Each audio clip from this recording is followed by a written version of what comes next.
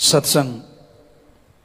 यहाँ पे एक ओम हरि अल्लाह वाहिगुरु राम गौड़ खुदा रब की चर्चा हो, मालिक से जुड़ने का तरीका बताया जाता हो। सत्संग, यहाँ आने से जन्मों जन्मों के पाप कर्म कटते हों। सत्संग सुन के अमल कमाने से परमानंद मिले, मालिक के नूरी स्वरूप को प्रकट किया जा सके। सत्संग, यहाँ जीते जी मोक्ष मुक्ति गम दुख दर्द चिंता परेशानी से मिले और मरणोपरांत आवागमन से मिले, उसी का नाम सच्चा सत्संग है।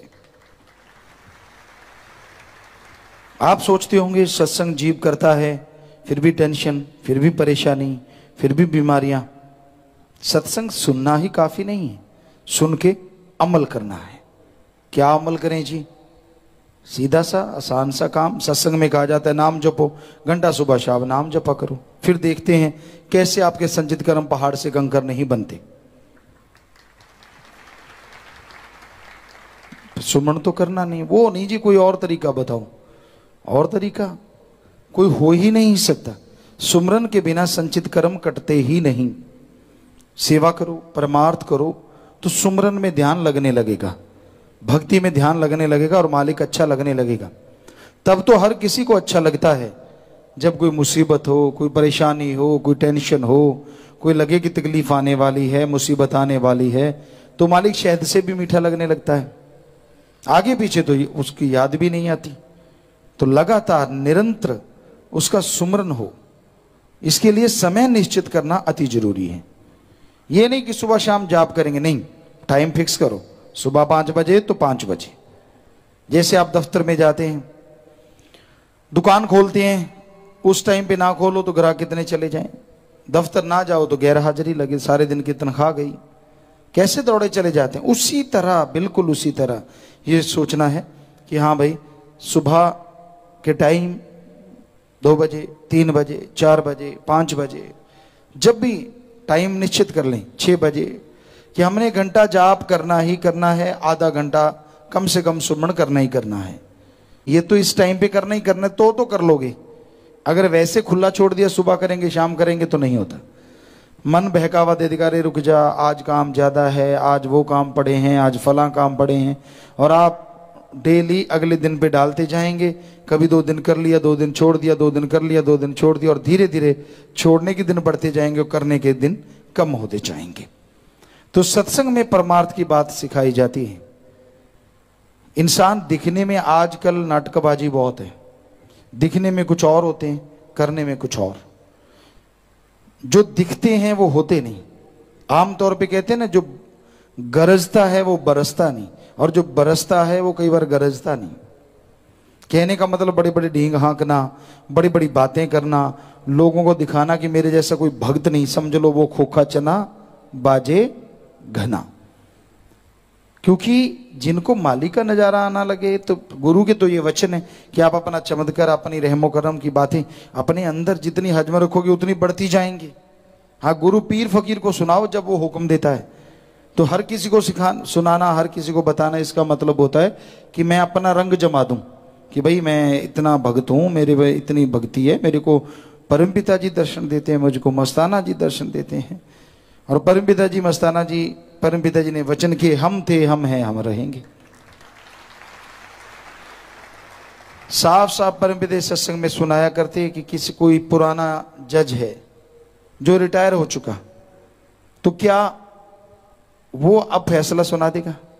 नहीं ना, जो आज है वही सुनाएगा। सो कहने का मतलब, बेपरवाह जी फरमाया करते कि आप पहले अगर किसी को मानते हैं तो क्या वो आज के टाइम में फैसला सुना देगा? और फिर परमपिता ने तो बात ही खत्म कर दी कि हम थे, हम हैं, हम ही रहेंगे। कई लोग कहते नहीं जी परमपिता जी, मस्ताना जी महाराज में ऐसा ऐसा। इसका मतलब आप परमपिता जी को मानते नहीं, सिर्फ बातें करते हैं, क्योंकि उनके तो ये वचन थे, हम थे, हम हैं, हम रहेंगे।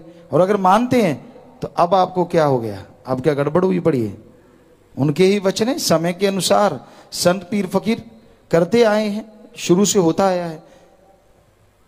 साईं मस्ताना जी के समय मस्ताना जी महाराज बाहर खाना खाते, रोजाना ही लगभग, कभी मतीरा खा लिया, कभी ककड़ी खा ली, कभी कुछ कभी कुछ कभी कुछ, सारा सारा दिन बाहर बैठे रहते। बेपरवाह जी परमपिता शास्त्रनाम जी महाराज, शुरू शुरू में ऐसा हुआ, बाद में सत्संग बढ़ गई और लोग कहने लगे वो बात नहीं वो बात नहीं।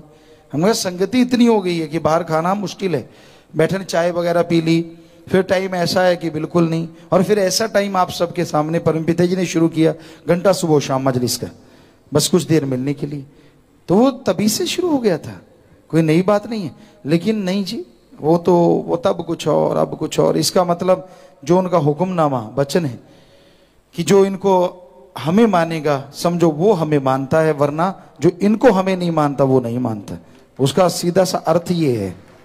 तो पहले पहले लोगों ने बड़ी बातें सुनाई, बड़ी चर्चाएं की, नहीं जी वही है, हमें तो वही रूप, फलां टाइम फलां टाइम फलां टाइम। और जब मन ऊपर चढ़ गया तो कहते नहीं जी अब नहीं, वो वाली बात नहीं। तो भाई आप अपनी ही बेड़ी में बट्टे डालते हैं। हम नहीं कहते कि हम परमपिता या बेपरवाह साईं मस्ताना जी महाराज हैं, हम तो कहते हैं वो काम कर रहे हैं, करते थे और करते ही रहेंगे, क्योंकि उन्होंने वचन किए हम थे, हम हैं, हम ही रहेंगे। तो हम तो खाक हैं, चौकीदार हैं, वो जो मर्जी काम ले ले उनकी मर्जी है। तो इसलिए इसी भ्रम में ना रहा करो, जो वचन है उनको सुनो, अमल करो। सत्संग में सच्ची राह सिखाई जाती है। कई लोग जो इस भ्रम में रह जाते हैं उन्हें खुशियां नहीं मिलती। इसलिए वचन याद रखो, वचनों पे चला करो, ताकि परमानंद की प्राप्ति आपको मिले और आपके जन्मों जन्मों की भक्ति आपकी जो की हुई है, तभी आप मालिक के नजदीक बात सुनते हैं। यानी आप रोजाना सुनते हैं या कभी कभार सुनते हैं या दिन में एक बार, तो ये बहुत बहुत अच्छे भाग्य हैं आपके। उनको बर्बाद ना करो, वचन मान के उन्हें और खुशहाल करो और भाग्यशाली बन जाओ, और मालिक के नूरी स्वरूप के दर्शन कण कण में, जर्रे जर्रे में। जो कभी किसी से स्वार्थीपन नहीं करते, पेड़ हैं वो कभी भी अपने लिए फल नहीं खाते, पानी नहीं पीते, तरवर फल नहीं खाते है सरोवर पीब न नीर, परमारथ के कारणे संतन भयो शरीर। शास्त्र नाम श्याम मस्तान जी दादा ने परहित परमार्थ के लिए शरीर धारण किया। वो सबका भला करते थे, कर रहे हैं और करते रहेंगे।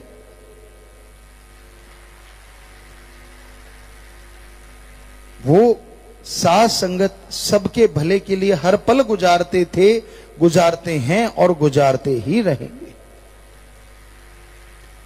इंसान की समझ में फर्क हो सकता है, इंसान की सोच में फर्क हो सकता है, पर उस परम पिता परमात्मा की सोच कभी किसी को गलत रास्ते पे चलने का इशारा नहीं करती।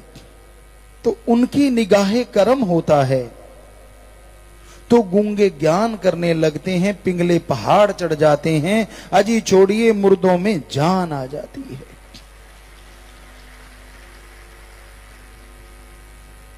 क्योंकि उनका हाथ हमेशा भगवान के हाथ से जुड़ा रहता है।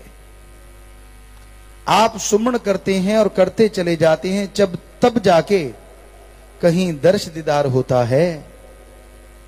अरे संत जब से पैदा होते हैं और जब तक मालिक के पास नहीं जाते, मालिक और वो आमने सामने रहते हैं और हर पल बात करते हैं। संत का वचन संत मोड़ सकता है, संत का वचन भगवान भी नहीं मोड़ता।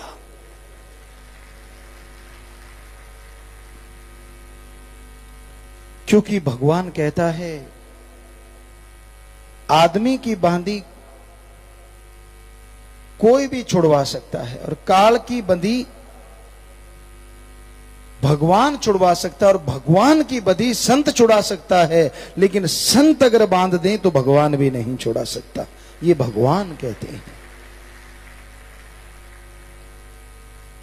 इसका मतलब ये नहीं कि संत किसी को बांध देते हैं, जी नहीं।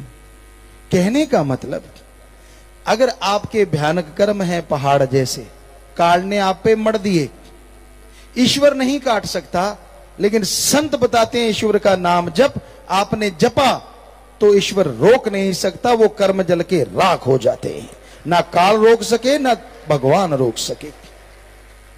हम इस लहजे में कह रहे हैं, कोई पता नहीं कौन सा क्या बना ले। सो संत जो होते हैं वो सबका भला करने आते हैं।